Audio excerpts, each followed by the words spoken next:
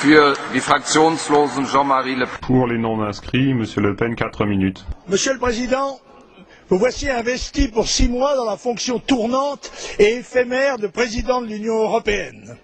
À l'opposé de la majorité des électeurs français, vous vous êtes révélé comme un européiste zélé, allant même jusqu'à oser représenter, sous la forme à peine différente du traité de Lisbonne, la constitution qu'avec les Hollandais, les Français avaient rejetée en 2005.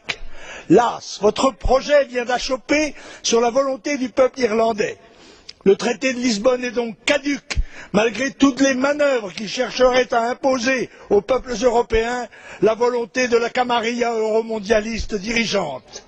Jeune député, j'avais, en 1957, voté contre le traité de Rome, première étape d'un processus qui devait conduire, selon ses promoteurs, Monnet et Koudenov-Kalergi, entre autres, aux États-Unis d'Europe.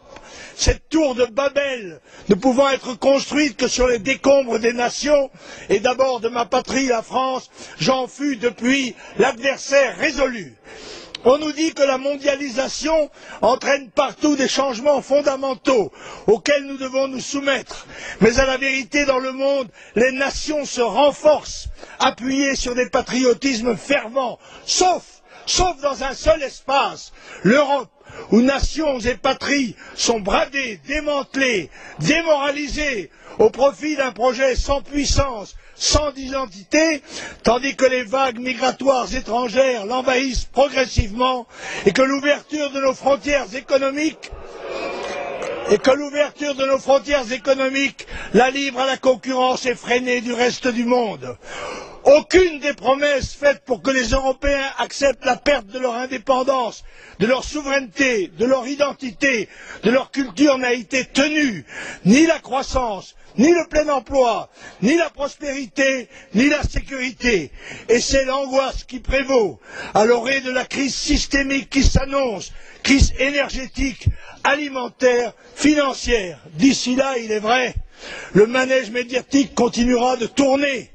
Hier, l'Euro de football, le tennis à Roland-Garros, demain, les JO de Pékin, et aujourd'hui, la saga miraculeuse d'une icône, Ingrid, qui rit, qui pleure, qui prie, qui va et vient à votre bras fraternel. Dans votre désir d'être le libertador, vous vous êtes fourvoyé dans la voie de la négociation avec les terroristes des FARC. Mais ce n'est ni vous, ni M. Chavez qui ont libéré la sénatrice colombienne, Mme Bettencourt.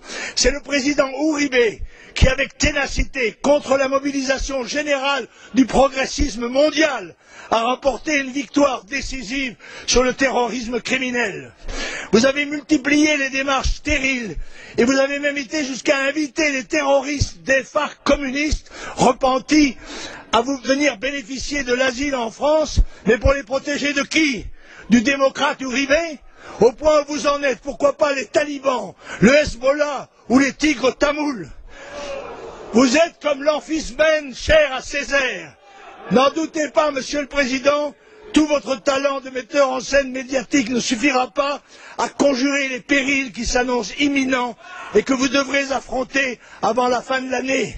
Votre Europe est un vaisseau qui part à la dérive, battu des vents et des flots. Seule région du monde à avoir délibérément démantelé ses structures politiques et morales. Sans frontières, progressivement envahie par une immigration de masse qui n'en est qu'à ses débuts. Ruinée économiquement par l'ultralibéralisme socialement appauvri, démographiquement affaibli, sans esprit et sans force de défense, elle est vouée au mieux au protectorat américain, au pire à la servitude de la dimitude. Il n'est que temps d'abandonner l'illusion mortelle du fédéralisme et de construire une Europe des nations, unie dans des alliances concrètes, plus modestes sans doute, mais plus efficaces. Les deux échecs de la Constitution et du traité doivent servir d'avertissement. Les peuples d'Europe ne veulent pas de ces projets, ils ne laisseront pas imposer.